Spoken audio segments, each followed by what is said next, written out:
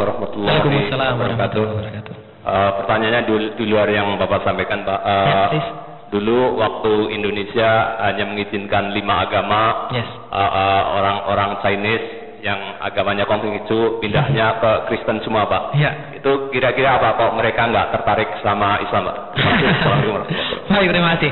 Kenapa orang-orang Cina nggak tertarik sama Islam? Bapak Ibu sekalian, sudah saya kasih tahu. Saya kemarin lupa menunjukkan, Bapak Ibu sekalian. Sebentar, saya tunjukin ya, biar Bapak Ibu puas. Sebentar ya. Allah sayang orang sabar. Berarti sabar dulu. Sebentar. Saya tunjukin supaya Bapak Ibu puas, Bapak Ibu sekalian. Saya tunjukin gambar supaya Bapak Ibu puas.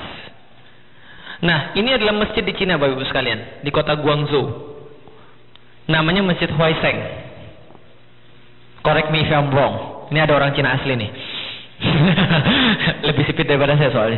Ini kemudian masjid di Cina dibangun tahun 621, Bapak Ibu sekalian. Tahun berapa?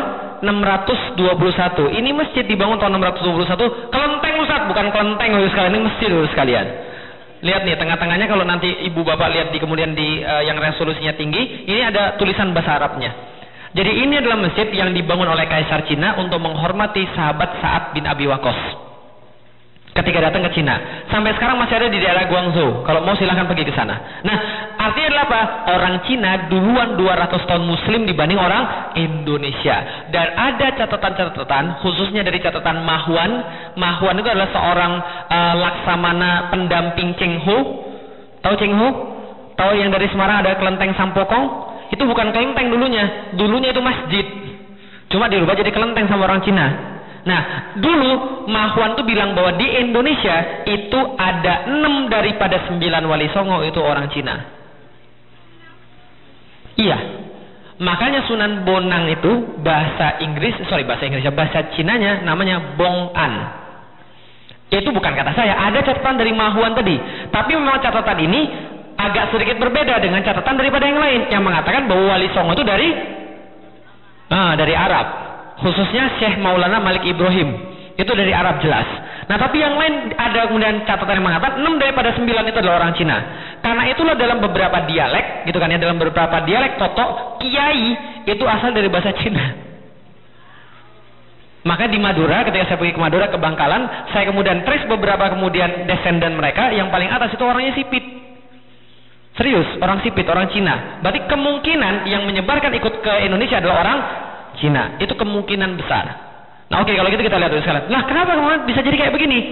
Itu gara-gara Belanda, Bapak sekalian.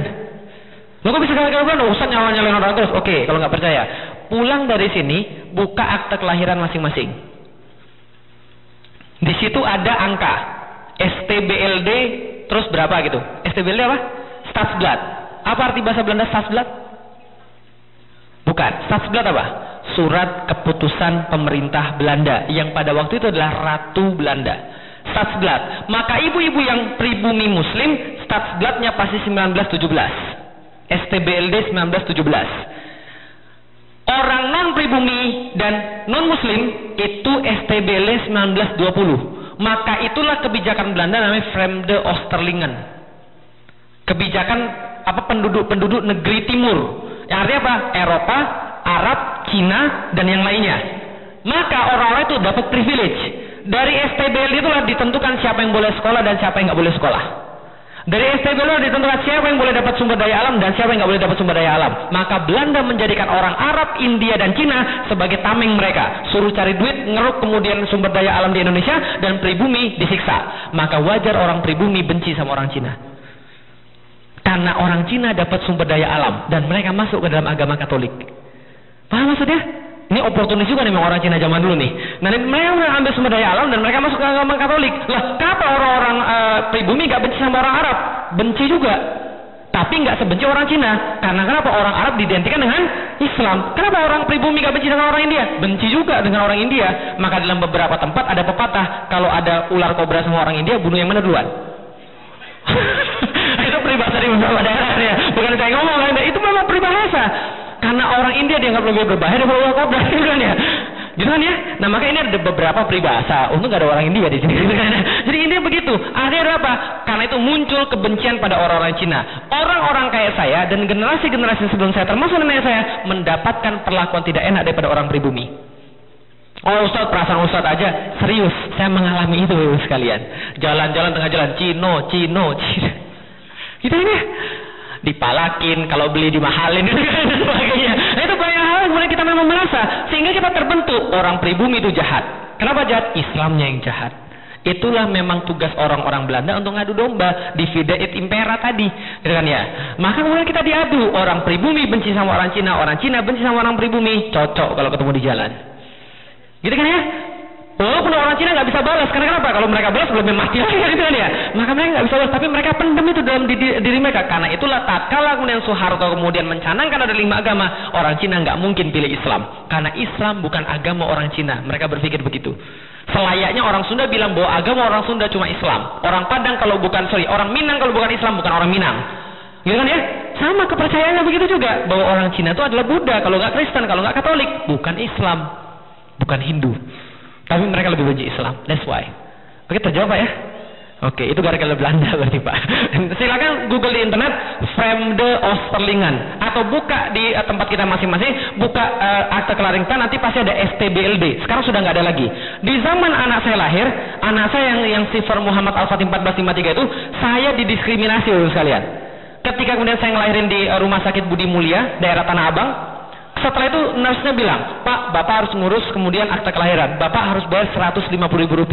Saya bilang dari Hong Kong Rp550.000. Saya lihat di internet cuma Rp75.000. Itu bagi WNI Pak.